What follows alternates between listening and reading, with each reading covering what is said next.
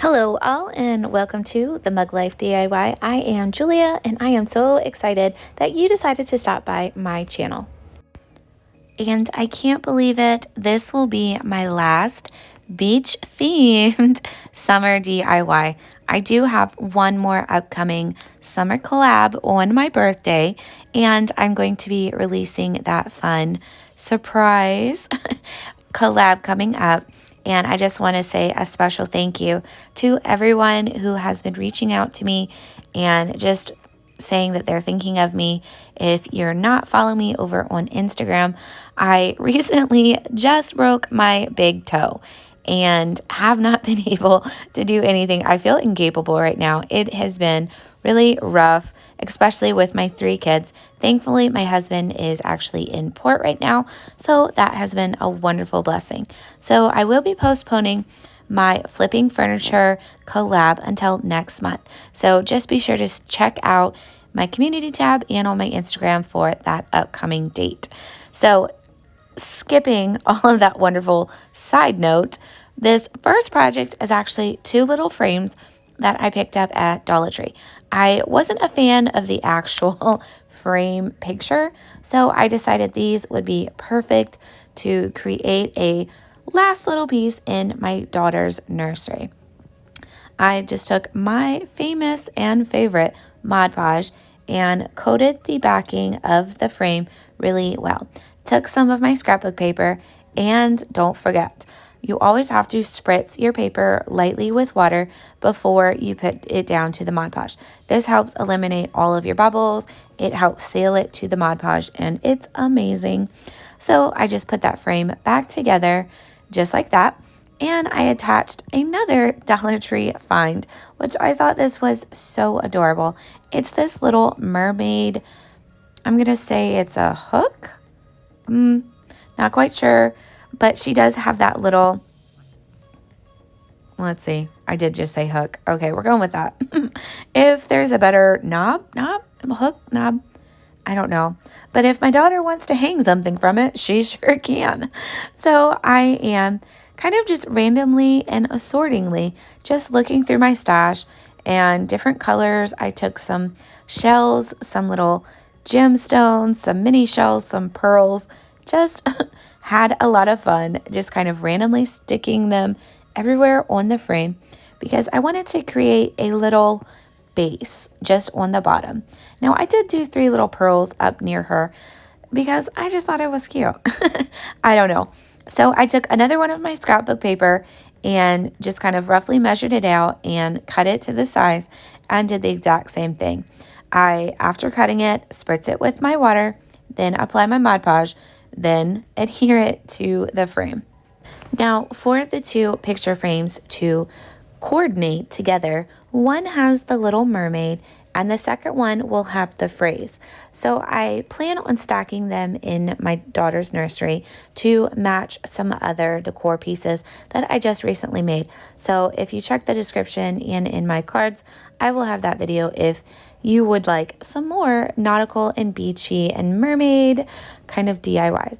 So I did the opposite side on this second frame. I used my Cricut Joy and I cut out with my smart vinyl a saying that is near and dear to my heart. It's from the Little Mermaid, and I just thought it went perfectly with the fun little picture frame that I'm doing. So I went ahead and weeded all of my things. I am still so slow at weeding, so I'm not going to bore you with a slow look at that. So I just began weeding everything and cutting it down. I did use 2 different fonts just because I thought it kind of broke it up a little bit and I liked the variety. You could do whatever your preference is. You could hand paint this. You could use stencils. I just decided to go with something really easy and quick. And with the smart vinyl, I can make projects so fast. So that's always my go-to if I actually have some smart vinyl on hand, which I did in that pink coral color, which I thought complemented the other picture that I had, the scrapbooking paper in the coral. So let me know what you guys think of these 2 pictures together. And today is in collaboration of the Scavenger Hunt DIY collab. And today, here are all of the participants. There will be a playlist in my description box, along with the awesome links to our two wonderful hosts. So I will have those channels also listed in my description box. So don't forget to check out that awesome playlist in my description box so that you can play along and join in the amazing prize of $300. That is an amazing prize to win. So here are the rules for this scavenger hunt.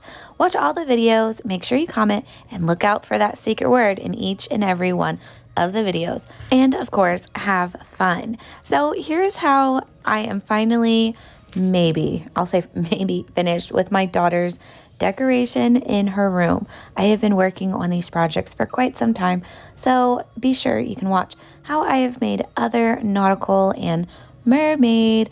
That is my secret word of the day. If you haven't noticed, I love a beach theme. I live in a beach town, so these DIYs just make me so happy.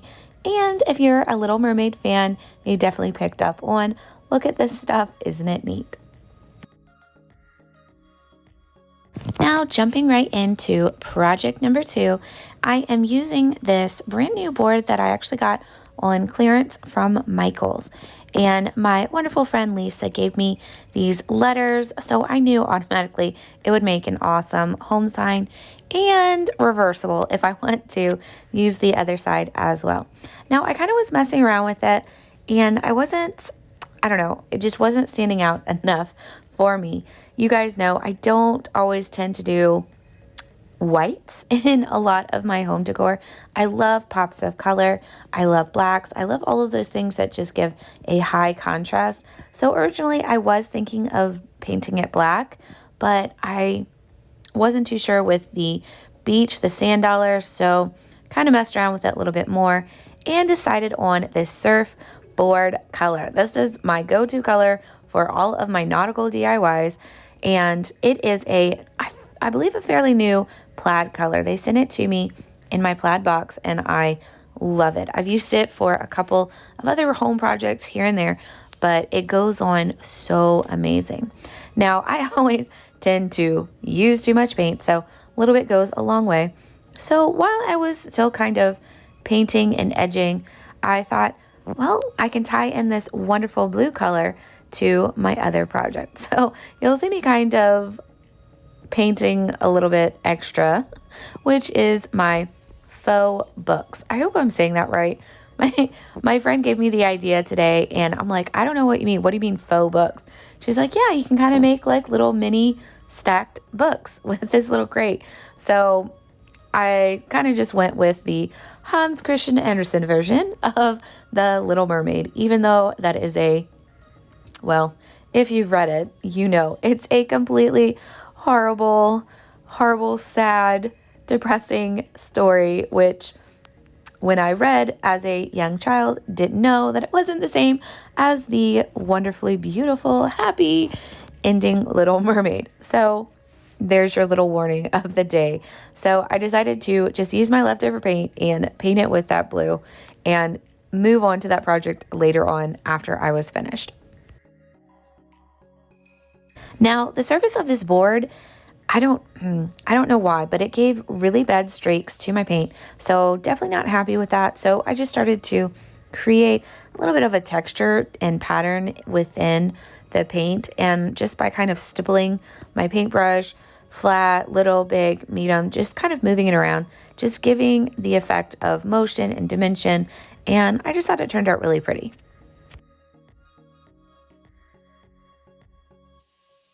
Then all I had to do was glue down my HOM and E. That is it for that project, and I think it turns out really cute in my home.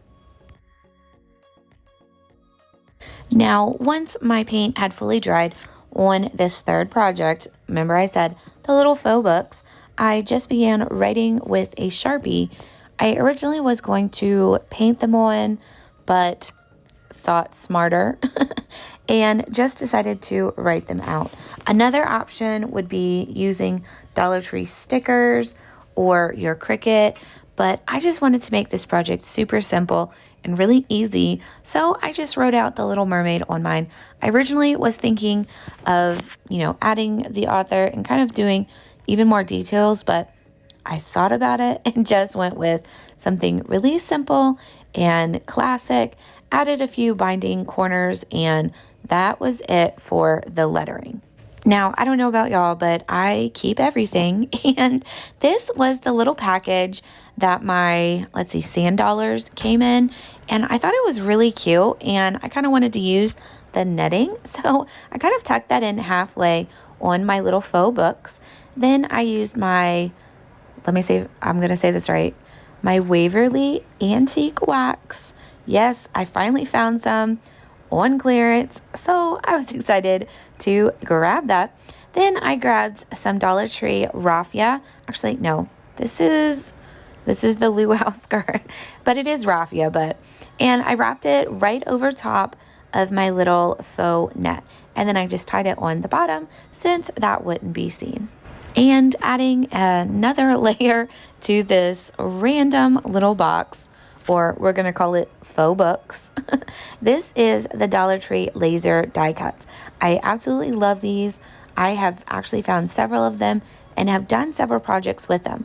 This one is the little seashell, and I just used a little bit of twine and wrapped it around, and then added a little bit of greenery from my stash, and that kind of covered up a little bit, but I still wasn't happy with how it kind of left an open space. So I decided, and y'all know I am not the best bow maker, but I took some of my rope ribbon and tied a little bow and glued that to the top. And here's my little faux books. I think they turned out really cute. I have never made anything like this before, so if you guys are experts at this, let me know how I did and if you like my little project.